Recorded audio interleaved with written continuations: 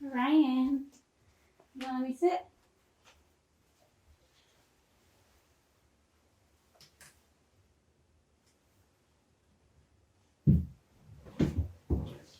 Hello everyone and welcome back to my channel. I hope you're all having a wonderful day. It's been a little bit of a minute. If you're not sure why, you can check out the life update in the beginning of my other video.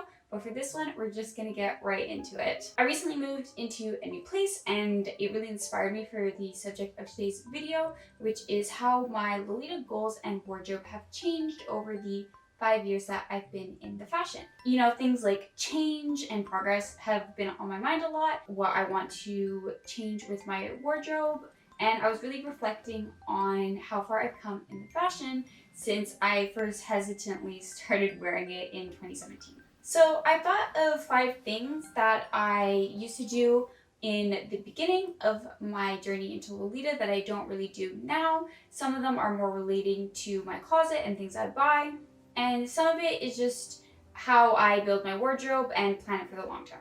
Change number 1, I think, is something that applies to a lot of Lolitas as they start to wear the fashion for longer, which is that I prefer to save money by investing in good quality pieces instead of buying a lot of cheaper ones. Now, a wise Ruffle Chat post once included this infographic that said you're either going to find something that is good and cheap, or fast and cheap, or good and fast.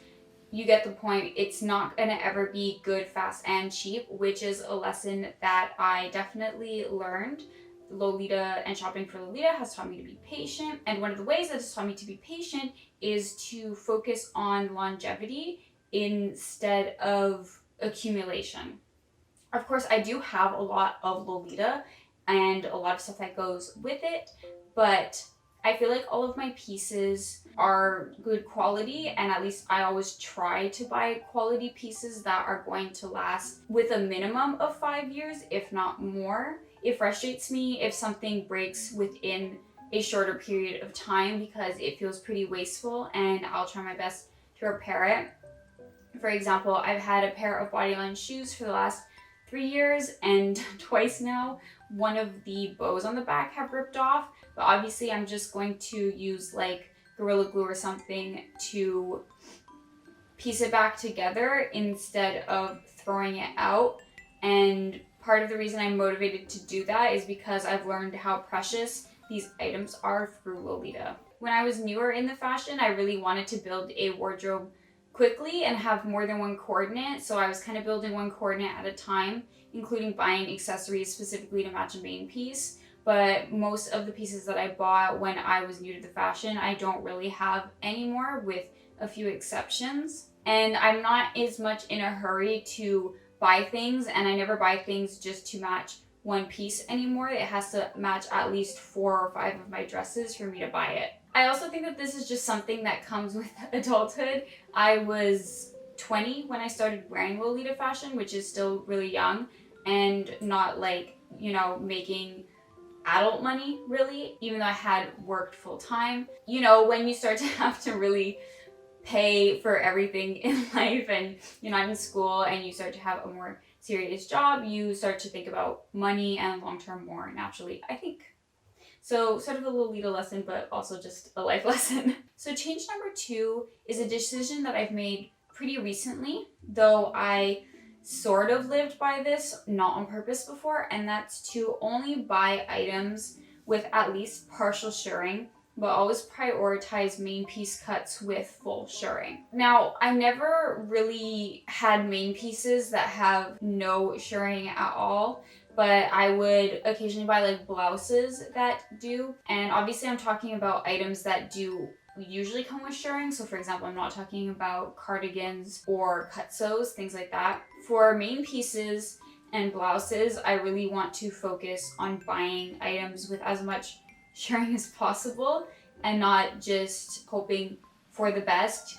If like a blouse says the measurements are between 90 and 92 centimeters and there's no shirring, I'm not gonna buy it. My bust measurement is 88 centimeters, but my shoulders are proportionally a bit larger and my rib cage is quite wide. So a lot of the time the stuff just ends up fitting me in a way I find disappointing or that makes me feel self-conscious. and isn't really a reflection of the way that I want to look. Whereas buying items with as much sharing as possible, I feel like is more flattering on me and makes me feel more confident, especially knowing that I can be flexible in my weight and not worry about my clothes not fitting me anymore. Like with a lot of people, in the pandemic, I gained the most weight within a short period of time that I've ever gained. And again, I am coming into full adulthood, so a lot of people frequently gain weight during that period of their lives, but it was something that I had to quickly come to terms with because I just know the impact that being like self-conscious and embarrassed about your weight can have on you, and I didn't want to carry that with me for potentially the rest of my life. And with Lolita, one of the big things that I could do was to focus on stuff with full shirring or partial shirring, because that way I can keep most of the pieces that I really love even if I gain weight. I think it's just a thing that happens in life, and I'm really glad that I'm able to get a lot of pieces that I love, and that I had a lot of pieces that I love with shirring, and really be comfortable in my clothes in the long term. It just is what it is, and life goes on. The third change is that my style is more consistent, and that means that I've cleared out anything from my wardrobe that matches a sub-style other than that like pastel vomit OTT era suite / some modern day suite that I feel most naturally drawn to. This change I feel like might not be forever, but for example, I had some old school stuff before, mainly like blouses and cutsos, some socks and accessories like wrist cuffs or headpieces, and one dress that was like old school sweet-ish, riding on the cusp, but I mostly coordinated it in an old school inspired way.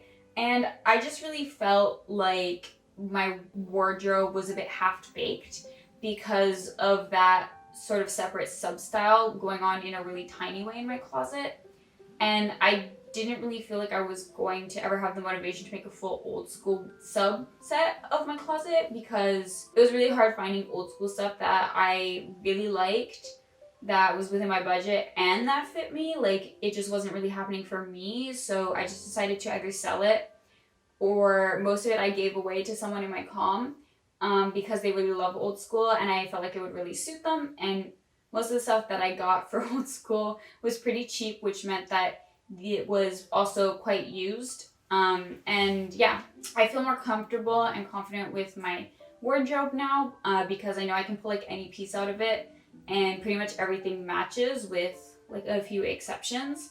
Another reason that I was motivated to like clean out my wardrobe a bit was because I don't really like mixing lace and old school stuff. At least the stuff that I had like uses that torchon lace, so I couldn't really mix it with my tulle lace stuff because I just don't really like how that looks. It also meant that my wardrobe became like even more just AP brand whore, because a lot of the stuff I cleared out was baby stuff. But I'd just rather not have items sit in my closet and collect dust. And this was earlier in my Lolita career, but I used to have this one dress that was more like mature suite or swastik, that had like an embroidered apron, and it was really dusty pink. And I sold that to a friend a while ago. And then at one point I also had a black dress. It was like a military gothic style that was from a Taobao brand, and that was themed after the Winter Soldier. And I had bought it specifically because it was like Winter Soldier themed, and I had like one cord that I would wear it with for fun.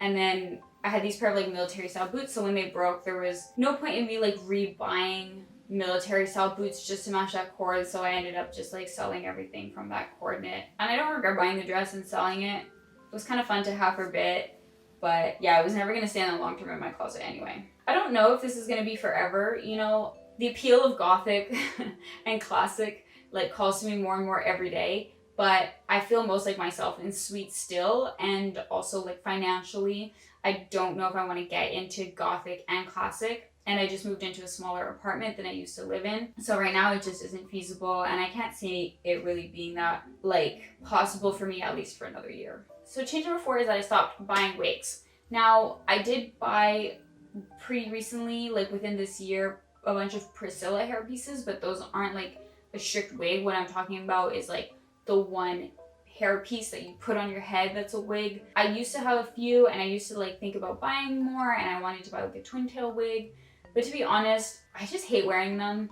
I really like how they look, but it's too much for me. I would always get a headache I would wear my glasses, so my glasses would either like slip under the wig cap or like sit on top of it, and then it was even tighter on my head with like headpieces and hair bows and stuff like that. So it was just a no for me, and I really like my Priscilla hair pieces, and I can't really imagine myself needing something more. I feel like I started wearing Lolita in that era, kind of in between, where a lot of people were still asking like, do you need a wig to wear Lolita, because of the OTT Sweet era and even the OTT Classic era, and right on the cusp of like the really big old school trend where people really don't care about wearing wigs other than a few specific styles like the maple one.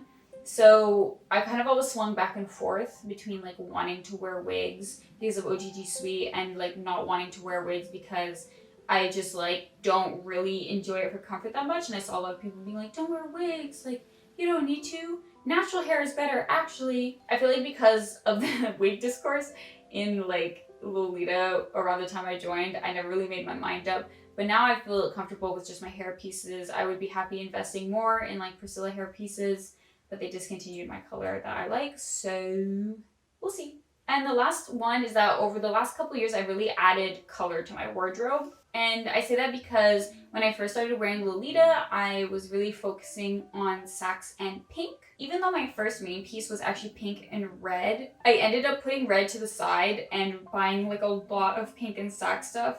And for a while, it was like the only two colors in my wardrobe before I got a mint main piece and added a lot of mint. But now I have, you know, pretty much all the typical Sweet Lolita pastel colors. I feel like I could add more white to my wardrobe, and I just started adding yellow. Those are probably still the two weakest. Right now I don't have any yellow main pieces, and I only have one mint one since I've sold the other two I previously had. And I would really like to get a new mint main piece because I do think it's really cute, especially with pink and lavender.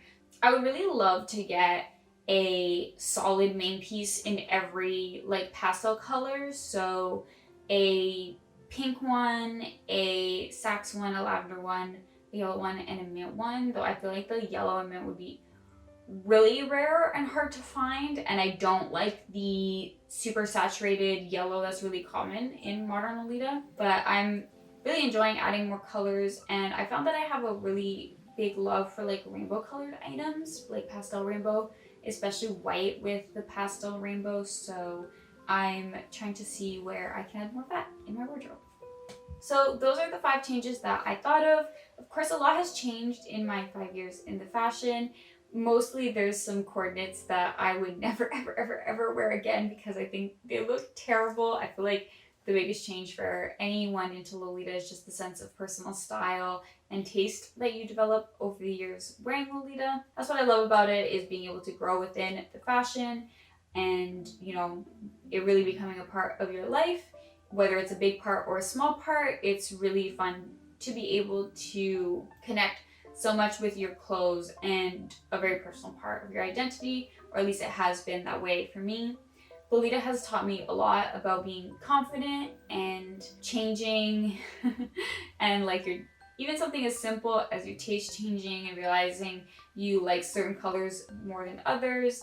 And also being able to spend time with like a lot of people if you're involved in your comm can open your eyes to new perspectives. So yeah, obviously I'm really grateful to Lolita. I'm still deeply in love with it, and I hope I will be for a long time.